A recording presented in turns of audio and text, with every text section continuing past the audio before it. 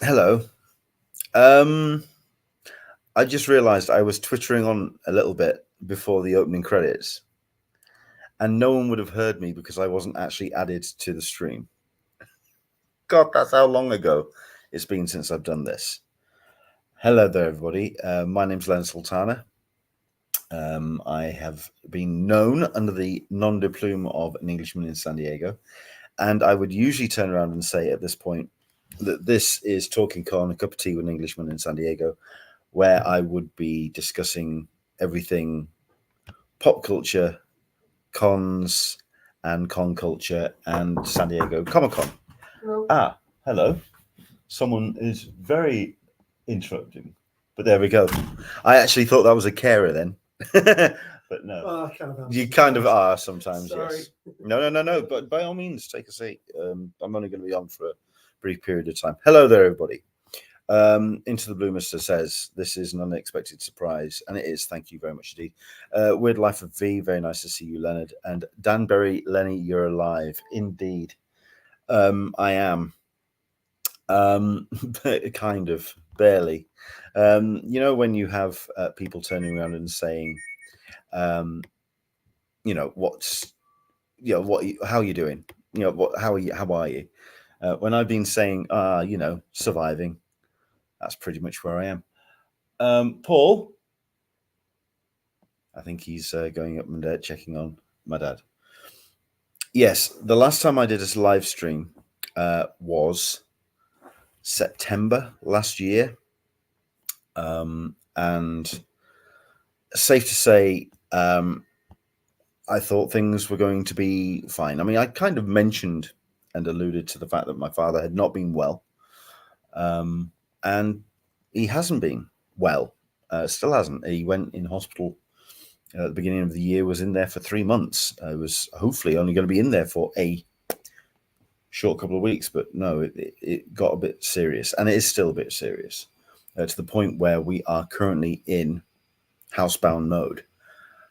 I am actually seeing my father getting dressed, and I think he wants to come downstairs, so I may have to move this into another room. Dan Berry, I just posted the second part of Ali's road to her first San Diego Comic-Con article. Yes.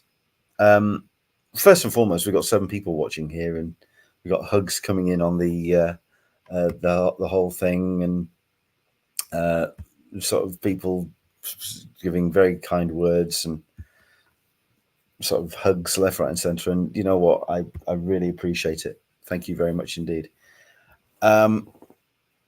I was hoping I was going to be able to do this and sort of have at least half an hour or so to talk to you and kind of have a proof of life. But as it happens, it looks like my father is on the move. Yeah, like I say, I may have to put this on pause for a second and switch to another room. Also have to find out what my brother's doing. Has he disappeared into the other room? Because we are very much in shifts. We are 24 hours looking after my father. We're in 24-hour care mode at the moment, to the point where in the weekend, myself and Caroline, anywhere between 6 and 8 hours, we just then switch over. But then Caroline also has to go to college. I have to go to work. So my brother jumps in. My mum has been jumping in. She's not been well either. So it's been hard work. It's been hard work. I may have to put you on pause. I can't believe I'm having to do this. Bear with me just for a second. Thank you.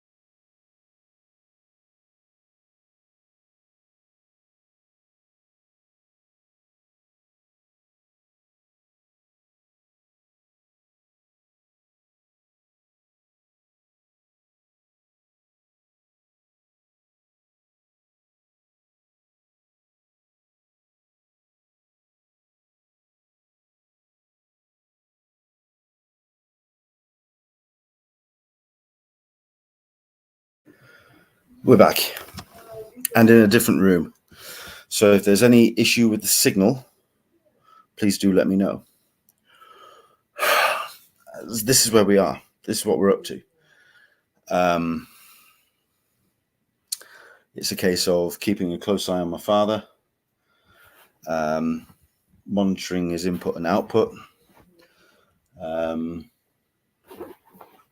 generally in care mode, except I'm now then distracting myself with this.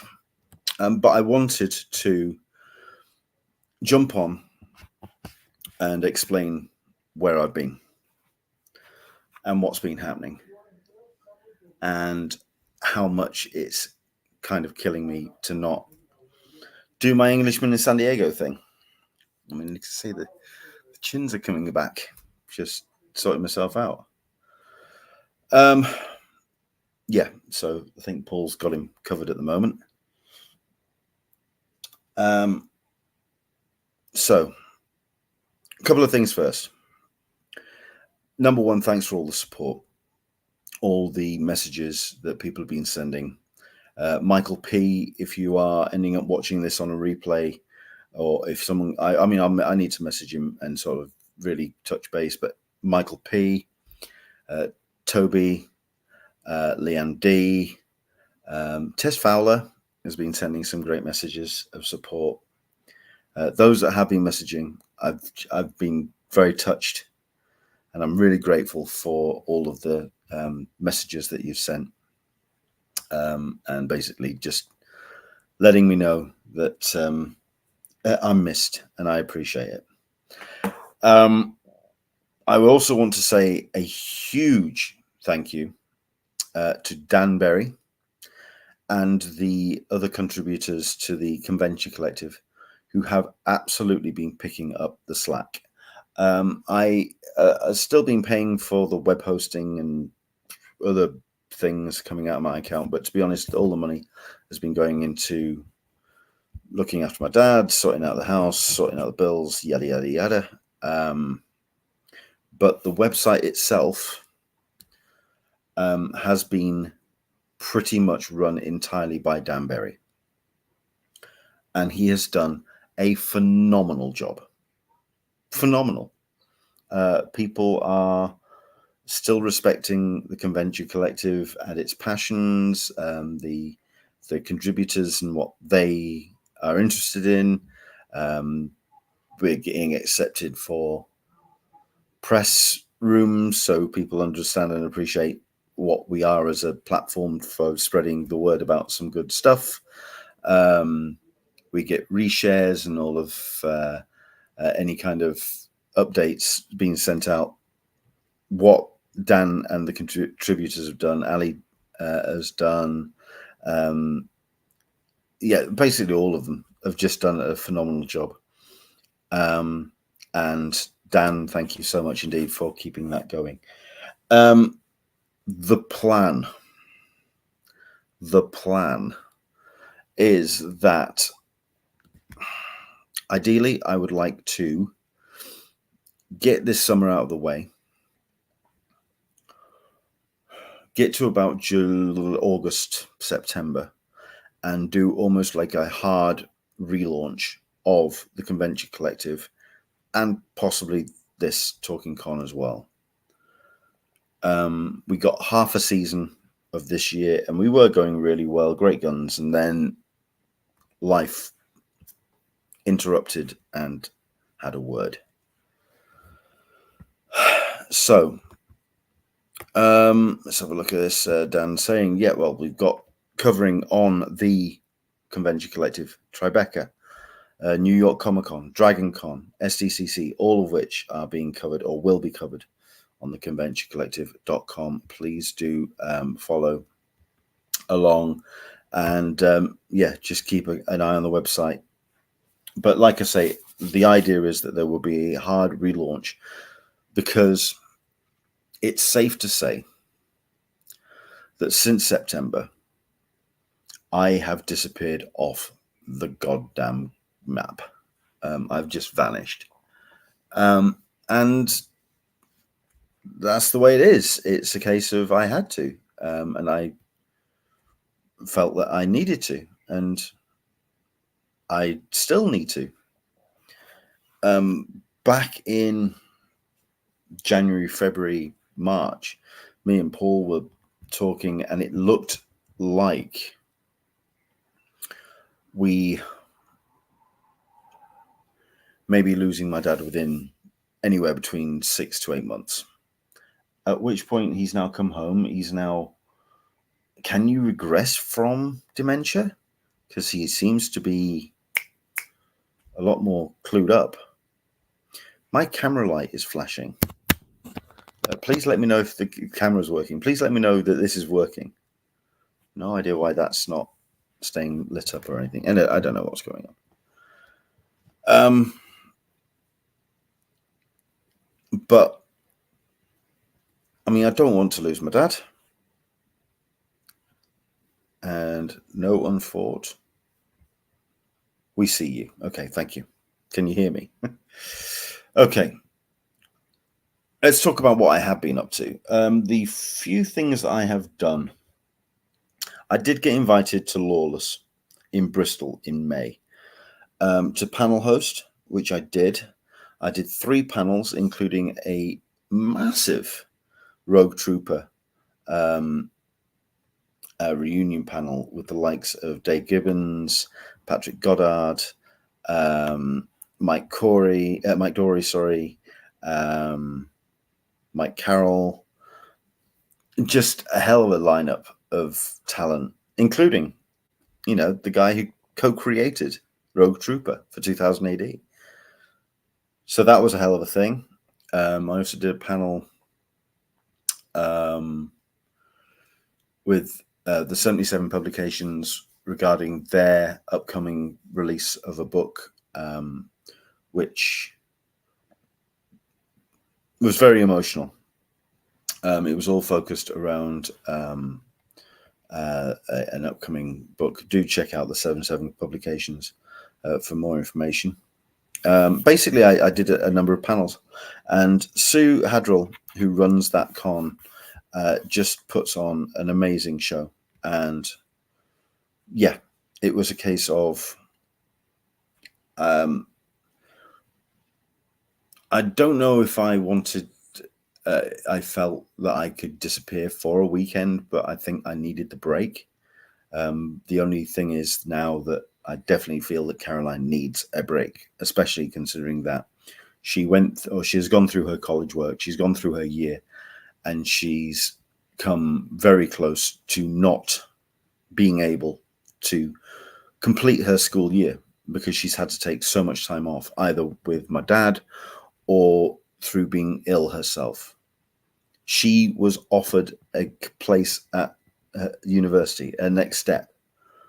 She has worked so incredibly hard for it, and then it just she's sacrificed so much. I think we all have, all 4 of us, have sacrificed time, but you do, and you do that for your parents. Of course you do. Yeah. Oh, let's see what we've got here. Our neighbors. Hola from San Diego. Hello there. Into the Blue Mister. Good to see you at Lawless. I liked the way you took over Dave Gibbons' table when he left. Well, you know, it was there. It was doing nothing. No, it was fun. Let's have a look at what's going on here. Leanne D as well. As someone who went through this with my own parents, I totally understand how hard it is. Sending all my love to you guys. Love you guys. Thank you so much indeed, Leanne. Much appreciated. So, yeah, I managed to get to Lawless, and I enjoyed that time. Felt incredibly guilty about going, but I did, and that was my time there.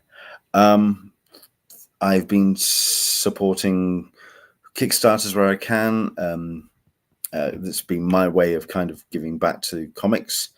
So I've been supporting stuff like Shelley Bond's Fast Timing Comic Book Editing, which if you have not got the chance to have a look at any kind of online review of that book, I'd recommend it, because it's a blistering look through her time as a nascent noir film fan and college radio DJ, into her time as a comic book editor for Comico, and then into Vertigo, and just the life and times and the personalities that she met over her career. Great book, great book. But Shelley's just amazing. Anyway, I was so inspired by the book, I even created a Spotify playlist for the book based on the tracks that she mentions within. Highly recommended. No movies at all. I think the last thing I went to see was Avatar: Way of Water, and that I think I went to a midnight screening because I knew that everyone was going to be asleep, and I very nearly cocked up timings with getting back for that as well. So yeah, that was that. I haven't seen Across the Spider-Verse. I haven't seen Guardians. I haven't seen The Flash. My brother's in The Flash, for God's sake. He is Thomas Wayne in the video, in the photo frame. I haven't got the chance to see it. I've just been off the grid, and it's been incredibly frustrating. I'm going to miss everyone at San Diego this year. I obviously have handed back my press passes, and we've handed those to people who will be able to go and cover the con for the Convention Collective. But yeah, I certainly for a good couple of months there, back in January, February, March, I was a very dark cloud kind of guy. Probably not a great thing to have on screen, because I was very sharp and snappy and angry. And now I'm just tired, permanently tired.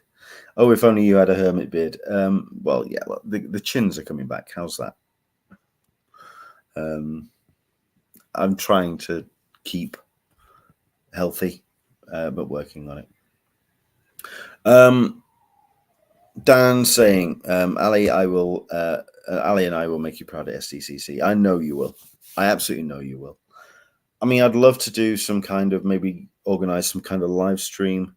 I mean, I was even thinking about taking the time off work during San Diego Comic-Con, just so I can kind of coordinate all the stuff that Dan and Ali are going to be sending through, and just get it up as soon as I can. That may still happen, but unlikely, because I don't think we've got the chance or the time.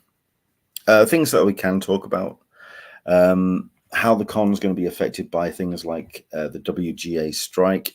I think we still don't know how that's going to be affected, considering that the strike is still ongoing.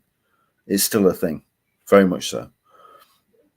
So it's a case of how that can be navigated, not only by the studios, but also at the end of the day by the people who deserve to be there.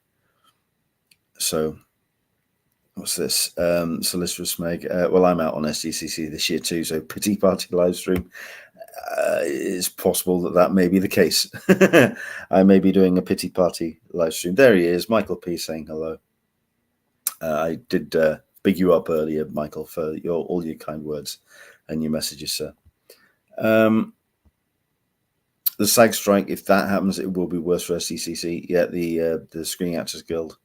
At the end of the day, if there is a strike that takes place, if there is a picket line, which probably won't be obviously on Harbour Drive, but probably on the other side of the tracks, held by the WGA or the SAG, to be honest, I would be the one on the other side of the tracks supporting them, because the studios are in the business of show business, but I'm on the side of the creators and of those that are the dreamers, the ones that think it all up, that produce it, that write it, that get it out there. And without the writers and without the screen actors and without the interns, none of this shit gets made.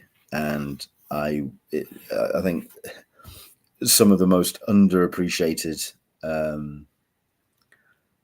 fields, such as nurses, teachers,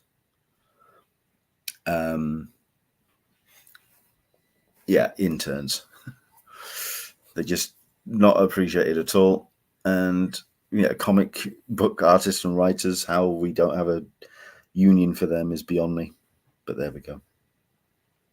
I mean, I have been following the best I can with everything that has been going on leading up to this year's con, the best I can, which is literally just reading the stuff flowing through on Facebook and a little bit of Instagram. But I've been this is it. This is my life. I've been concentrating on this. So, I mean, all I can say is for example, hotels. The fact that hotels are now back still in the mix because the hotels decided that they weren't going to give their entire block to CCI, that they were going to try and squeeze every penny out of those booking direct. And then when those rooms didn't sell, the rooms went back out. So I know that there's some rooms still available. Let's have a think. Exclusives. Hasbro not there again this year. Entertainment Earth have got some nice ones on. I really like the John Romita Sr. tribute of Gwen Stacy. That's very, very cute indeed. Alex Ross with his prints, they're very nice. Patrick Ballesteros has got some good stuff. So I've been following stuff like that. The appearances they're going to be showing up, people who are going to be there. Don't worry, Dan, I'm getting there. I'm running through my little list here. The special guests look really impressive. What I like about the CCI special guests this year is that apart from literally a few exceptions, such as Frank Miller, who I don't know, maybe somebody on the street would know, the rest are hardcore creatives that you have to be in kind of the know to know. So that's been rather cool. Let's have a look at this. Michael P. If anybody watching this is in the Denver area, I'll be hosting an expanse panel at Fan Expo Denver. Excellent stuff. Congratulations, Michael. Looking at that. Red.Diva, seeing as I'm still awake, I just thought I'd see how you're doing, Leonard. I'm surviving. There you go. That's the line I used earlier. It's the line I'm using now. It's really cool that we got some confirmations of some stuff that is going to be there, such as Marvel definitely going to be showing up. They're going to be promoting what they can on Saturday. I think Marvel, we had a year or a couple of years there. They kind of like pulled back a little bit from San Diego Comic-Con purely because they felt, well, people are going to rock up to our stuff anyway. However, Westerns had their time, and then there was that time when it all started tapering off, and we're in that tapering off period now, which means Marvel have to claw for an audience just like everybody else now.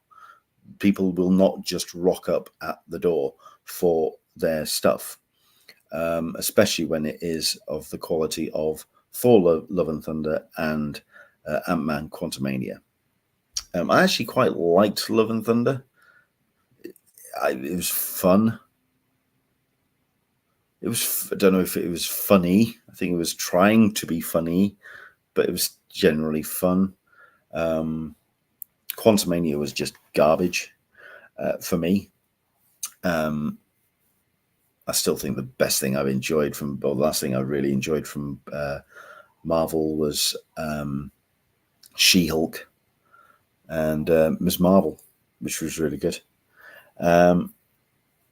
Like I say, I haven't seen Guardians 3, so yeah.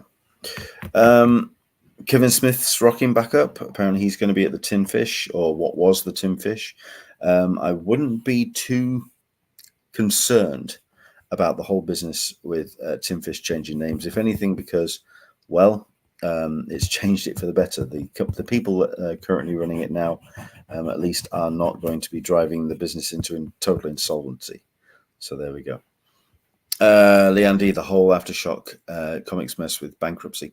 Still publishing. There's still books going out. So, yeah. Aaron Neighbors, Love and Thunder is my fave Thor movie. Leandy as well. I love Love and Thunder too, lol. Hey, listen. I like I say, I found it fun.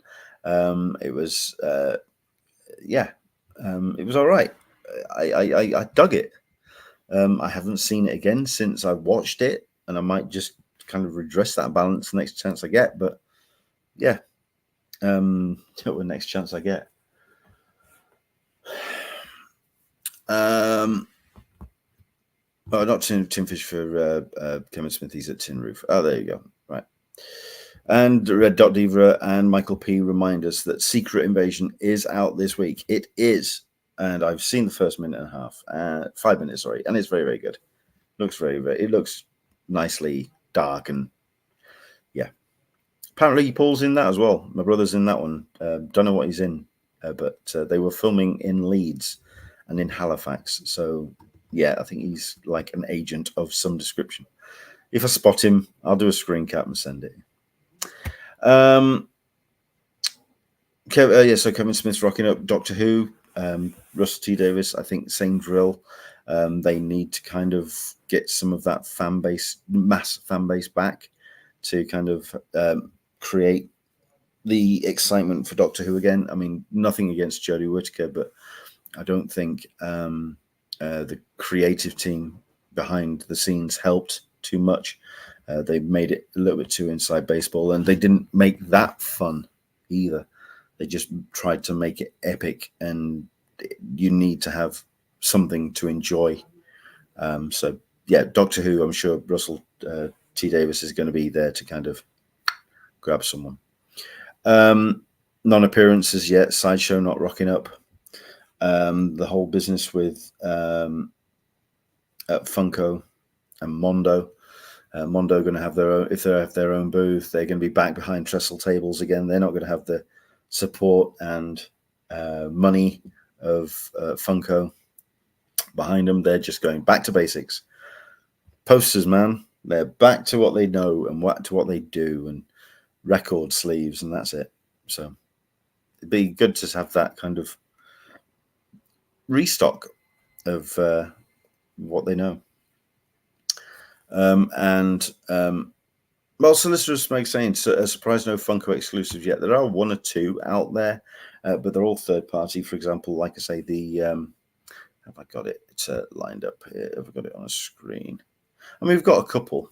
Let me just let me stop that. And I hello. Something reminding me of a bit of a strange thing. Yes, I know. Entertainment Earth. I've got it.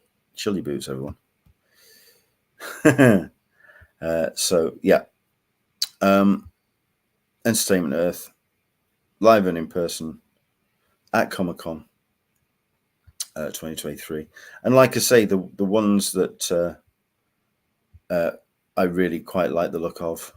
I mean, that's Mary Jane Watson.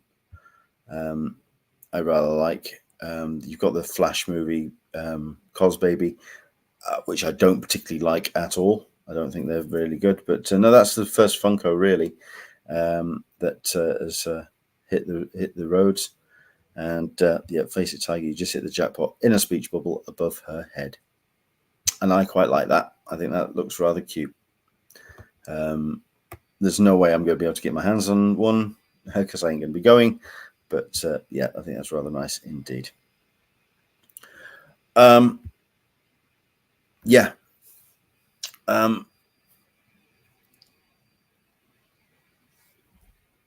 Last year seemed like a con that wanted to just prove it was still around and still relevant.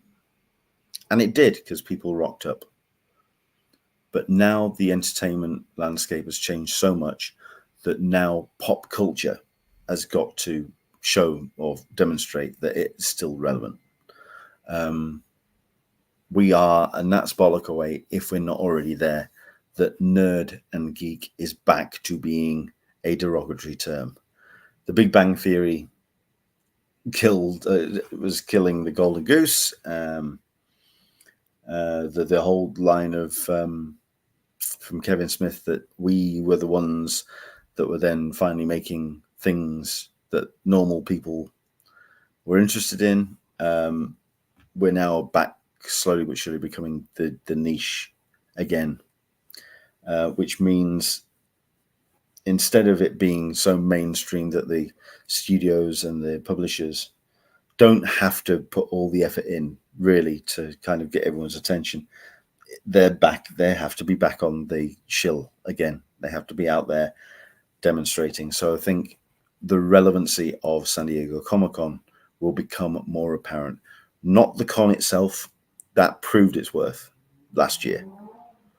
This year, it's now time for the studios to recognize that they can't take it for granted. Which is why I think Sideshow are making a huge mistake. That's for me. MJ Funko reminded me that John Romita Sr. passed away a few days ago. Yeah, this is a beautiful tribute, and that's the last thing that I put onto my list of things that I'm going to be heartbroken that I'm going to miss. That there will be a tribute panel for John Romita Sr. and yeah, I'd kill to be in the room for that one because I'd like to record it and spread it around and let more people hear it and see it. But then this just reminds me that once again, San Diego Comic-Con is not streaming anything, and therefore it's not a case of people like myself who can't go are going to miss stuff.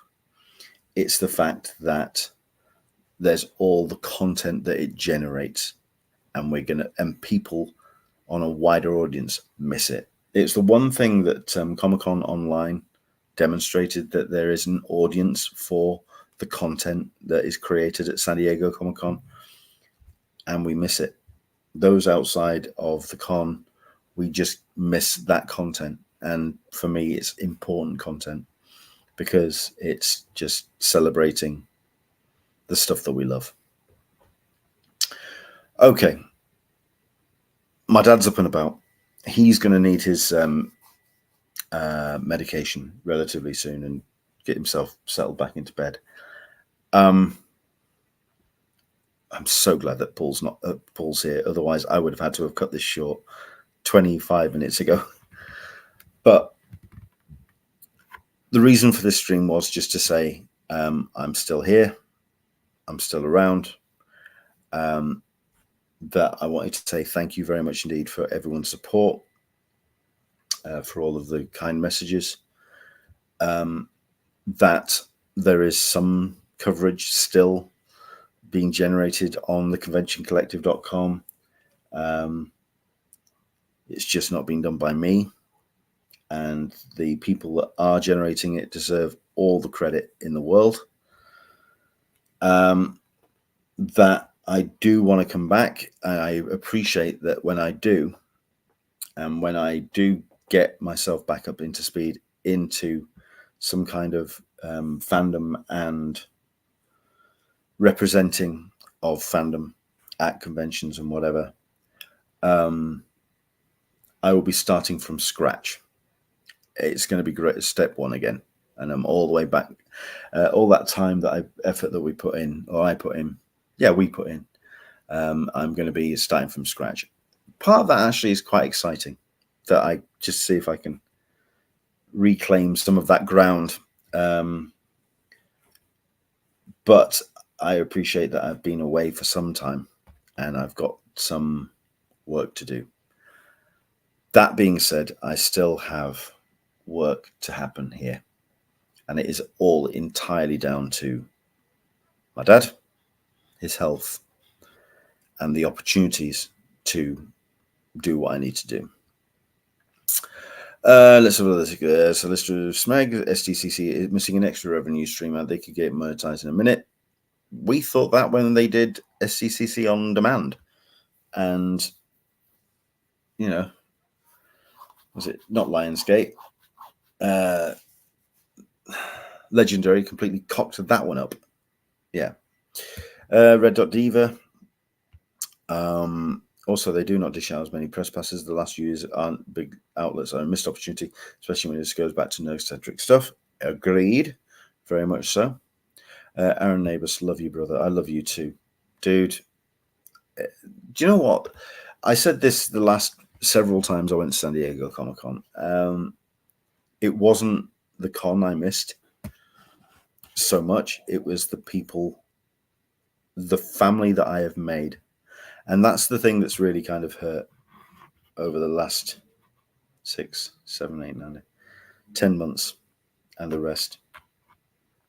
I've had to walk away from my family to look after my family, if that makes sense. Leanne D, it was great to see you. Great, take care, because you guys, big love to you guys. Red Dot Diva, don't forget to take care of yourself. Working on that bit. Danbury, you'll report to me. I already do. How I haven't actually made you the owner of the site, I have no idea. Just give it. Stay safe, look after your family, Leonard. Thank you very much indeed. Similar listener of Smeg, you have a small but dedicated fan base. You'll be good. I appreciate that. Thank you. I mean, we've got people watching now, and I really do appreciate it. Solicitor Smeg, YouTube is different from a paid streaming service. People will watch a panel on YouTube, how they did during the pandemic. Agreed. There we go. Right, I'm going to go. I don't know if I'll be able to do another one of these. I would love to do more as we get closer to San Diego Comic-Con 2023. I could possibly do a panel reviews one, because heaven knows my weekends are now a little bit more spare. I'm not DJing. I'm barely DJing as well, because I can't take the time away to work, to DJ. This is it. Eat, sleep, work, care work, sleep, repeat. That's where we are, and that's where I am, and I'm fraying at the edges. But I'm still alive for now. Guys, thank you so much indeed. I really appreciate all the kind words. I wish you all the very best, and I hope to keep in touch. You haven't completely got rid of me just yet. I'll see you later.